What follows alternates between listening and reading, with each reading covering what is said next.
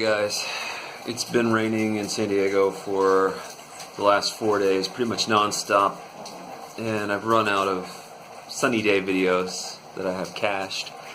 So, sorry for the audio quality. Today I thought that I would take on a topic that's a little bit different from my normal sort of narrative, funny-ish, sometimes stories. I wanted to talk more about a social phenomenon and one of the interesting solutions that I think I've engineered to solve one of the problems that it's created. And the name of this phenomenon, I call it the ladder system, and you might know it by a different name. It's one of these widespread things in society that no one ever really talks about, but at the same time we all intuitively understand the system. So the ladder system is a way of classifying people by desirability. So if you think about it, you unconsciously rank everyone you ever met in terms of desirability, from the person who sits next to you in class to, like, you know, your third stepmother's wife's grandson's aunt. You know, everyone gets ranked from first all the way down to last. And each time you meet another person, you pop them into that hierarchy. And everyone else on the planet is doing the same thing with you, and at a population level, we've come up with more or less consensus rankings. Now, individuals can vary based on fetish or preference, but we generally have, as a group, a relative scale of desirability. So this is the ladder as it stands. So I, for example, would be somewhere on this ladder that all the women on Earth have created, and I'm at this level. And I've got the same thing over here. You know, the Kate Beckinsales of the world are towards the top, and the, you know, real antique Kate Beckinsales are at the bottom. And this is basically how we go through things, and this plays a huge role in how we date. So everyone obviously wants to go as high up as they can on the ladder system, but in reality we typically date someone who is on a similar rung of the ladder, albeit from the opposite gender side. So you see this a lot in dating. A lot of the couples you see are approximately the same level of attractiveness and the same level of sort of quality, if you'll pardon the use of the term. And sometimes someone does a little bit better for themselves. They're able to go up a rung or two on the ladder, and sometimes they go a rung or two down, but there's generally a leveling out. It's the closest thing to proof that God exists as far as I'm concerned. So one of the little phenomenons that occurs, though, is what I've said affects mainly populations. And there are situations where individuals go and they punch above their weight. And this is of great interest to everyone. There are entire movies made where someone goes outside of their own range on the ladder system. You know, Hollywood blockbusters are being made on this. What's the name of that one? She's Out of Your League. You know, somewhat recent movie about a guy who's dating a girl who's too hot for him. And in real life, people do notice. And the example I'm thinking of is actually a couple from graduate school. We'll give them fake names, Ryan and Kelly. Kelly was a nice girl, you know, pretty attractive, nice personality, very sweet, could cook like a mofo. And Ryan was kind of a troll. He was less attractive. He was extremely small. He had very few redeeming qualities, and he was kind of a nasty dude. And everyone around them, behind Ryan and Kelly's back, of course, said that it's such a weird relationship. Why was Kelly with Ryan? And no one could figure it out. You know, there was no heart of gold or anything to mitigate that. So one day, me being who I am, I'm sitting near Kelly at lunch one day, and she's by herself. So I go up to her and I'm like, Kelly, I gotta know.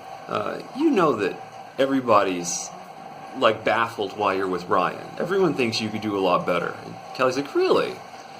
And it's a weird thing to say. I mean, on the one hand, I'm saying she's you know, proportionately hotter, but on the other hand, I'm telling her that she's gone fishing in a carp pond.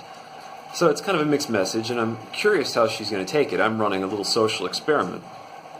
And I was so focused on the details, I didn't really realize that Kelly thought that I was trying to hedge in pop Brian off and move myself into his job, which I wasn't really trying to do.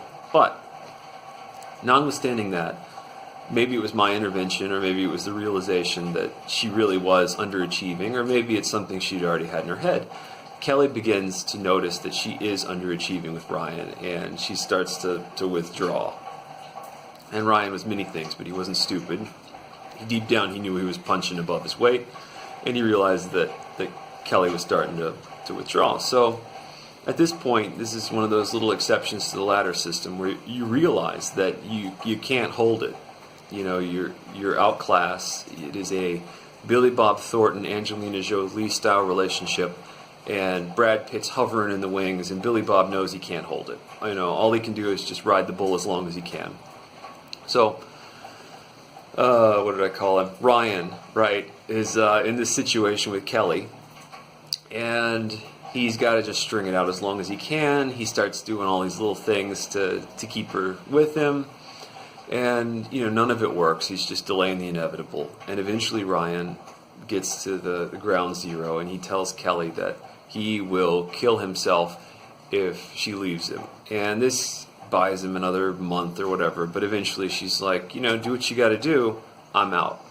And telling a girl that you'll kill yourself if she leaves you is one of those things that you look back years later and you just cringe at how bad it was, how bad an idea it was, and how denigrating it was to you. I mean, you basically unleveraged all of your power. It's like you get caught by the police committing a robbery or something, and instead of grabbing a hostage, you put a gun to your own head and say, if you don't let me go, I'm going to kill myself. It doesn't make any sense. You only do it out of desperation and not with a lot of forethought.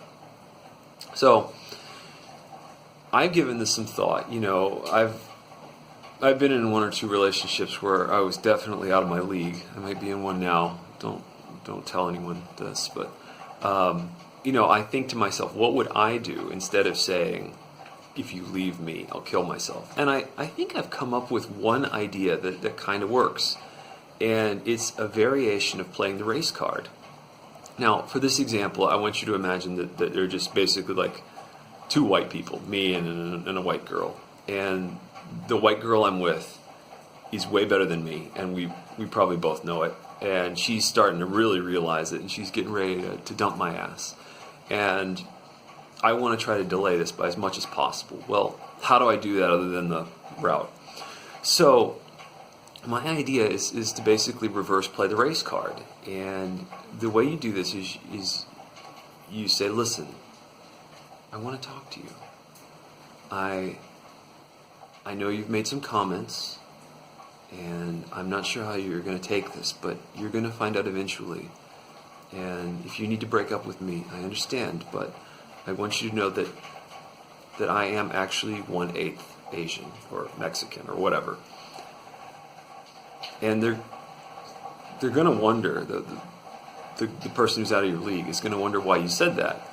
They're going to wonder what they said that would make it such a delicate issue for you to inform them that you were a minority share of a minority genetically. And then they're going to start wondering if they're going to look racist for dumping you after you've told them this. Because if they do it immediately, it's going to look like they did it because you told them that you were non-white. You know, pick your example here. But they basically get trapped in that. And I think you could ride that a lot longer than you could by saying, I'm going to kill myself. This is my opinion. Susan tells me this would never work. I'm interested in hearing the opinions of others, but I think reverse playing a race card to stay in a relationship you're not qualified to be in is probably a reasonable strategy. If people like this, maybe tomorrow we'll talk about some other little ladder system irregularities that I've come up with. But anyway, hopefully you're having better weather than me. I'll see you guys tomorrow.